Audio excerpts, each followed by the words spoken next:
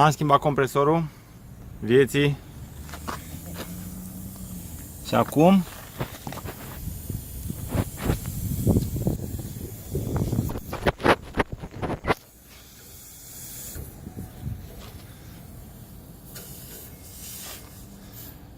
avem unitatea spartă.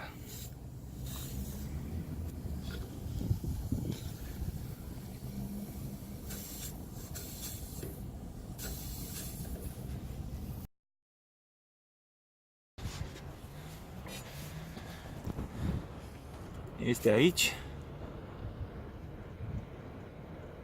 Se vede cum efectiv ies uleiul și freonul din unitate.